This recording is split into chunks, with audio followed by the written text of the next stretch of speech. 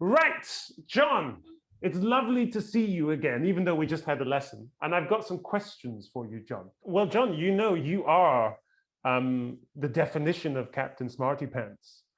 I'm actually excited for the future because I think you're going to be really famous, and I'm going to ask you for money when you're rich and famous. I'm going to say, John, give me some money. Can you remember James, teacher? when I'm like 96 years old, John.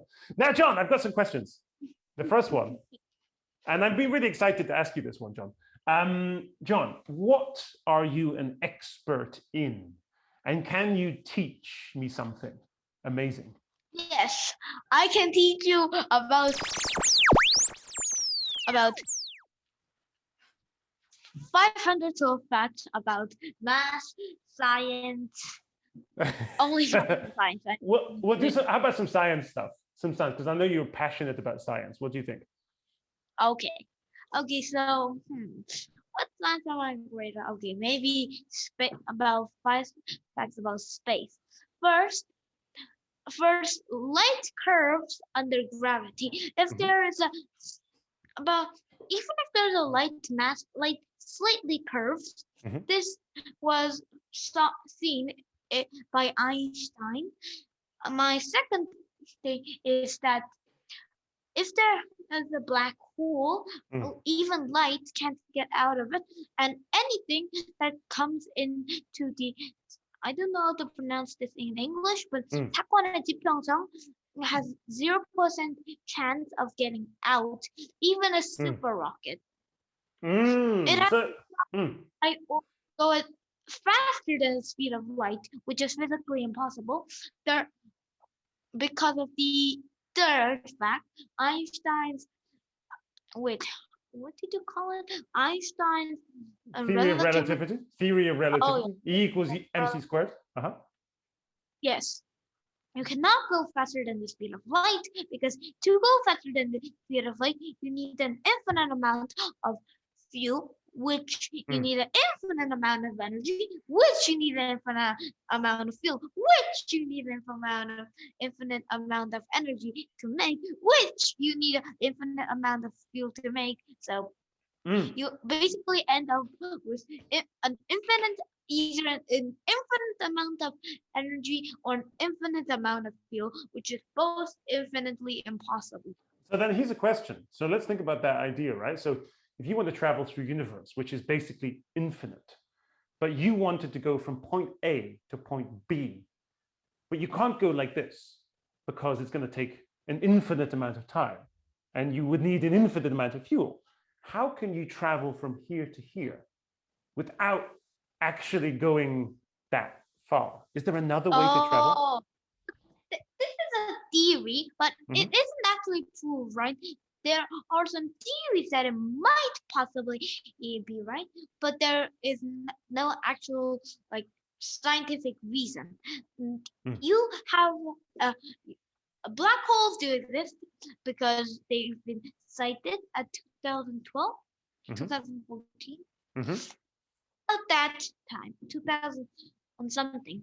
So they've been cited, and we know that black holes exist, but small black holes, as they get smaller, their pressure is harder. For example, a black hole as about as small as a tennis ball is relatively roughly the weight of Earth. So this is, and that is very, very, very pressurized. But if the bigger the black hole gets, it is less.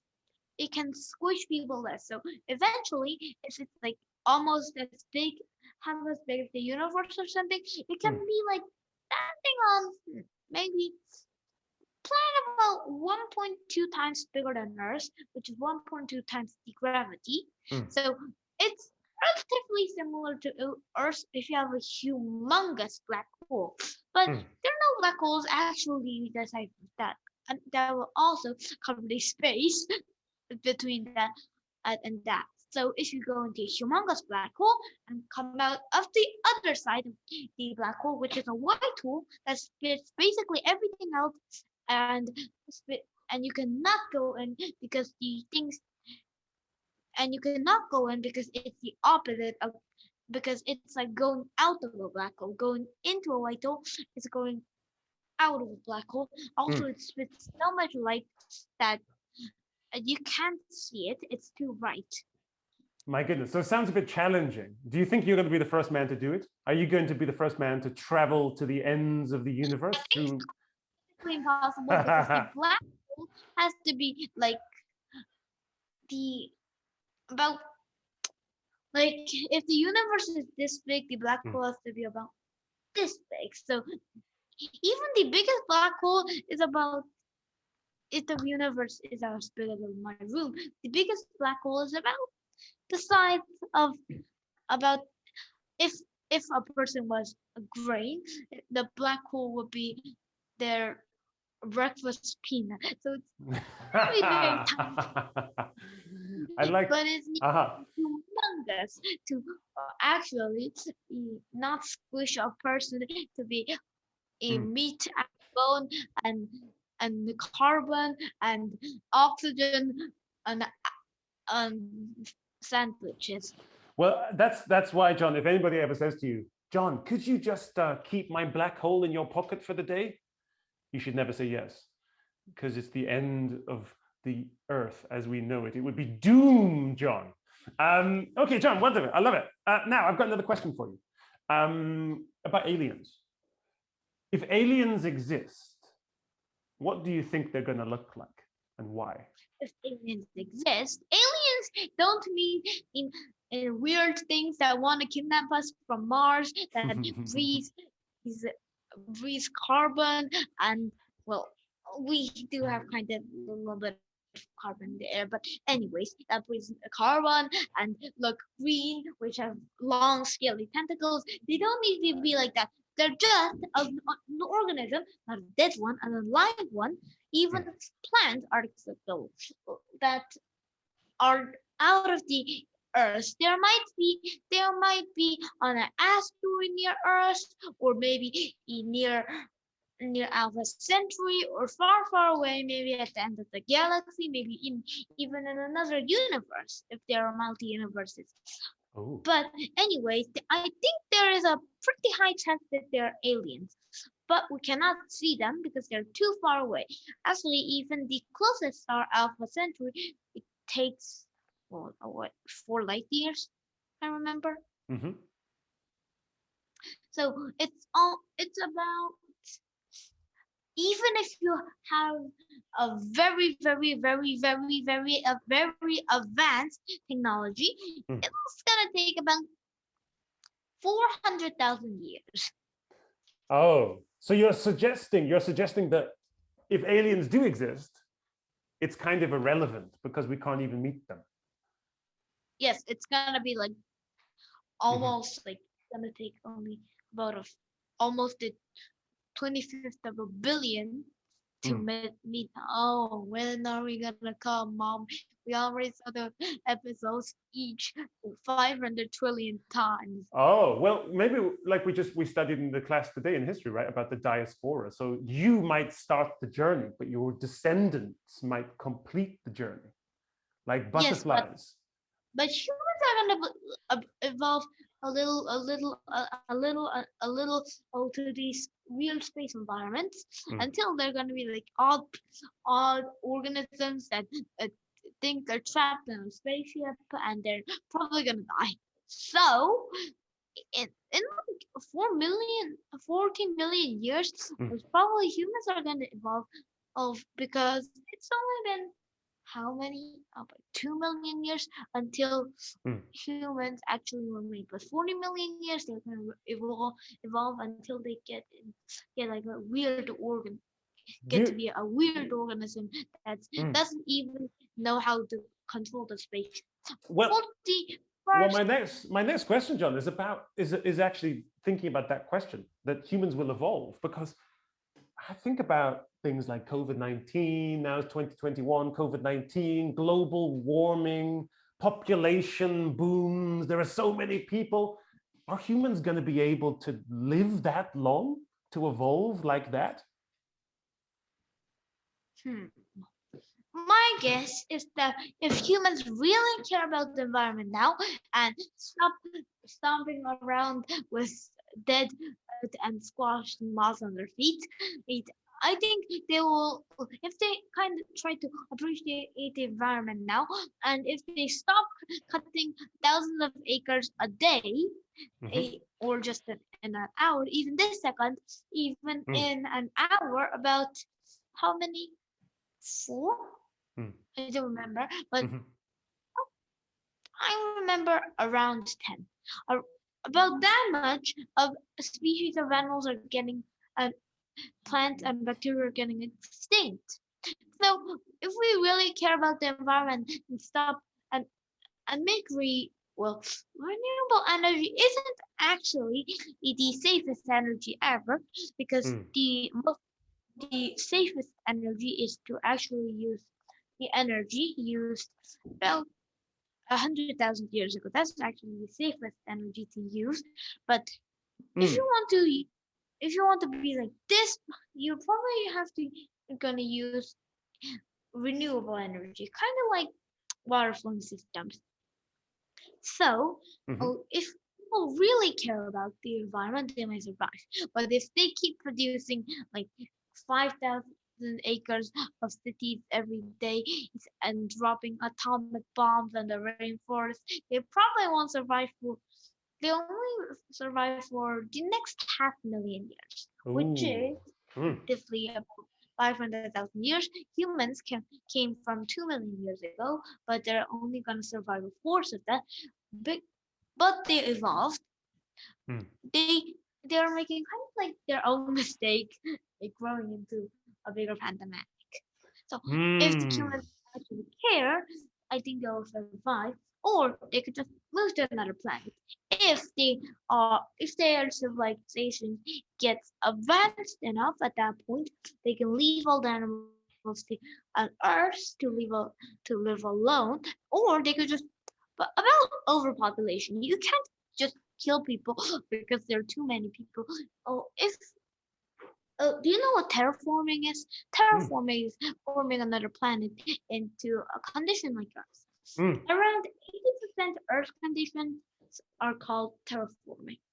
Anyway, Mm. if you terraform, like for example, actually Venus is kind of impossible if to terraform because it has made a very, very thick layer of gas around it. Mm. But Mars is Mars and the Moon are the most possible effects that would happen.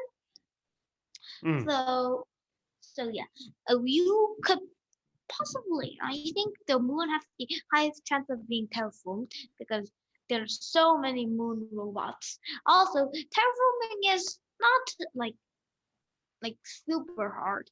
You if you just develop a machine that changes is carbon dioxide into oxygen with some nuclear reaction, done. But Mm. we haven't made that yet, so we can't probably terraform. So we will try to. Well, the scientists do go on with their machinery stuff. We'll probably have to try to save Earth, and I wish that uh that um I wish the Mm. people around will stop caring about like buildings and academies that much, but start caring about the earth. Because I personally don't like academy as much as my friends do because they kind of like annoy me. Well, it's a double-edged sword, John, because there are pros and cons, advantages, disadvantages. The fact that you go to academies means you're much more highly educated. That's the pro, that's the advantage. However, the con is, like you said, lots of homework and lots of work, right? Okay, John. Well, I'm happy you said that about terraforming because that's a really interesting idea. I wanted to ask you, I've got two more questions. This question is, if you could invent something to help humanity, help Earth, what would you invent and why? I would personally invent two things. I would invent uh I don't think this is actually scientifically possible, but Mhm. first I'll invent a machine that terraforms a planet in 3 months. I think I'll make them in mass production because if that will act, the machine will actually overheat. If they try to, I mean, even once actually scientists succeeded in making a carbon. Wait, was it a carbon atom into oxygen atom, or an oxygen atom into carbon atom, or a water atom into hydrogen atom? I don't remember, but I remember that they turned out one atom into another atom, which is a pretty amazing thing. Are you talking about on Mars? When No. they transformed, they produced oxygen on Mars? Possibly. Wait, I something different. Experiment on Earth on a very powerful piece of machinery that actually changed a. The Hadron Collider. I think it was that. When they smashed atoms together. Yeah, at CERN in Switzerland. Yes, that. So in there, I think they made up like, what was it? I think they had quite a million atoms in there, but they only made enough to like fill this mic. That's not a relative amount. I mean, that's enough to keep me alive for about 10 minutes. How about the second one, John? So the first one would be something that we could terraform a planet in 3 months. What about the second idea? The second one is a species saver, which is actually more possible than the terraforming. My species saver is to save species by collecting their DNA. For example, like saving a mammoth by defrosting its DNA. Actually, if you see the Jurassic Park, not Jurassic World, competition must stand. They actually take blood. The mosquitoes with the dinosaurs. They take the DNA that the mosquitoes got, and they fill it with frog DNA that actually caused problems. But they actually made a creature that was extinct, but not by man, that was extinct, come back to life. But it's not that actually like that complicated. Actually, terraforming is more complicated because it requires extreme energy. But this, it's more like a missing puzzle problem. If you like have a puzzle, but it's like if you have a room that is full of all sorts of disasters, and if you lose like 100 puzzles, you might not be able to find them, but you can put like, if you have like if you have a ocean puzzle, but you have an extra sky puzzle piece, you can put it in the ocean puzzle, and it's gonna be similar. For example, like, so it's like solving. So terraforming is like solving 100 puzzles at the same time, whereas a species-saving device would be one particular puzzle, like in genetic sequencing and DNA manipulation and things like that. Yes. Cool. I love it. Yeah, you could. But how about this? So, do you think that humans deserve to be saved by your species-saving device? Okay, I think humans are going to survive for the next 500,000, right? It's 500,000 years. So in that time, I think I'll develop a species saver, my descendants, in 1,000 years or so. Well, but the first one you're going to work on, orangutans. About 4 orangutan species are on the critically endangered list. There are only about 400. I know an type of animal, a leopard that is only like 20 left, and I know a species of insect that there are only 3 left, but there are female male, so they're like the scientists are deserving them like king and queen. Why are you upside down? And like that. Gotta save them, John. That should be your life's work, to save those 3 insects and help them to grow again. Now I've got one more question, John. One more question. But they have actually like 10 eggs per turn, so they have 7 new larvae that they are taking care for like calories always. Can you imagine how stressed the scientists must be? Because if they make one mistake and the larva dies or perishes, that's like the species is one step closer to disappearing. That's quite a stressful job. Now, John, I've got one more question for you.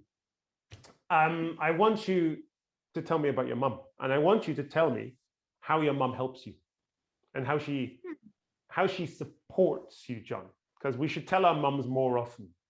What do you think? Tell me about that. Wait, are you going to show this video to your mom? Of course, your mom's going to see it. If you say my mom doesn't do anything, show the thing. I just said, are you going to show the video to my mom? And my mom is seeing this now. Oh no! Oh yeah, of course. Your mom's probably listening, right? Let me analyze. Oh, I analyzed anyway. I have 2 great things about my mom and 1 disadvantage about my mom. No, there are no disadvantages of moms. There are about disadvantages about moms. I can list them actually. No, well, tell me about the wonderful things, and then we'll decide whether to edit out the disadvantage. The wonderful things about my mom is that first, she accepts me to get like animals and my back beetles. I also have my I also have my larvae. I also have one more, John. Otherwise we'll be here all day listing your animal species. Oh my goodness, you came from the other side. Okay, I have about antrichids and my mantises and all kinds of stuff. So my mom doesn't try to like hate them. Doesn't hate them. She actually kind of has interest in them. Also, when I started writing my insect journal, which I wrote on like what was it, 4 pages, 8 pages of it, but I wrote my insect journal. My mom started to not to hate and despise the insects because this was actually my first journal next to my math journal. Oh, well, I love that. Your first journal ever was an insect journal, and your second one is a mathematics journal. Yeah, okay, I love it. Okay, what's the second great thing about your mom? Go ahead. My second great thing about my mom is that she has a temper line. If my temper line is about this, my dad's, as the temper line gets lower and lower, it means that they're kinder. My beetle's temper lines are like this. If you even like touch him with a hair, he does like this. He tries to savage you. Oh my goodness. Yes, but so my beetle bit me and ended with a very painful result of I had to like open the jaws with force. He couldn't let go. Is that on your YouTube channel? Did you put that video in your YouTube channel? Or did this happen when the cameras weren't rolling? No, I actually dropped the camera when the beetle bit me. My longicorn beetle also bit me, which I have a scar of, but it was like a week ago. It's right here. He bit me right here and I bleeded. But my staph beetle at least didn't make me bleed. Oh, that is an advantage. You should say well done to your stag beetle. So your mom, you're saying that your mom has a very, very calm character compared to your stag beetle. My mom is about like this. If my anger temper is kind of like this, my mom is a little higher about this. My dad is about this. And my sister is about this because she doesn't and do like almost any anger. She's less angry than my worms. Then your worms? Are worms angry? I've never considered it. So your mom. So now, why is it important for you that your mom is supportive and she doesn't just get angry with you? That's because she has low temper. Or I think that's important because significant, and that is an advantage. Because if my mom, well, usually my academy friends' moms are like anger level this high. It's not really like this high though. But anyways, it's like that high. But my mom is like like 0.5 times of that. So that means my mom is much kinder and will forgive things, and I won't get as stressed. But I actually do the most homework, surprisingly. But well, next to he does the most homework than me. Well, we might have to edit that. Might have to edit that name out, so we have no like. so his parents or her parents don't go, "What? John said what?" So don't worry. Now, well, John, fantastic. I love it. And also, there are no disadvantages to mom, even if you think there might be. There are none. There are many disadvantages. I'll list about 50. Number 1, they make us do homework. Number 2, they make us do homework. John, I would say your mom doesn't make you do homework. The country makes you do homework. Society makes you do homework. Teachers make you do homework. Schools make you do homework, right? You've asked all my questions. You've answered all my questions, I should say. And you did such a brilliant job. I'm really happy I asked you those questions because you're kind of an inspiring scientific person. I have an idea. And actually, a lot of scientists have this idea that if aliens ever exist and we ever were able to meet them, they would be giant cockroaches. That has like 2% chance. No. Well, think about that. Why would a cockroach be great as an alien? They've got an exoskeleton. They're waterproof for about 30 minutes. They could survive huge explosions. They are incredibly fast. They can squish themselves down to a tiny fraction of their body size. They're like superheroes. Cockroaches are superheroes, John. Yes, but I don't think they can survive in the vacuum of space. Also, their IQ is like 20 IQ or something. Oh, maybe about 10. Although that's more intelligent than a jellyfish who don't have brains. So that's one advantage of cockroach. Jellyfish are actually 99% water. So if you ever try to grab a jellyfish, you grab only 1% of it. Oh. Oh my goodness. So only 1%. How about the human body? How much is composed of water in the human body? I think it was around 60 something. Well, did you know? Water.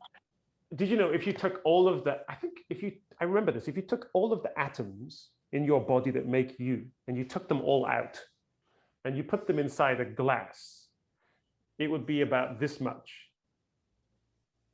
That's it. The atoms that make you. If you took all of the bacteria living inside you, it would be this much.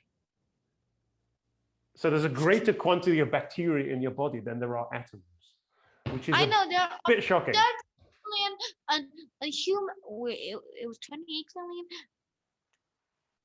Yes, I think it was 28 trillion, and there's 35 trillion bacteria still. So we're kind of not completely Homo sapiens. So if you call a person that a Homo sapiens, that's like, let me calculate. Well, we should be called germs. We're basically giant walking bacteria. That's what we're made of, covered in water with fur and hair stuck on top, and skin and dust. That's us, right? Now, John, we're all done. We're all finished. And you did such a brilliant job. And I'm really, really proud of you.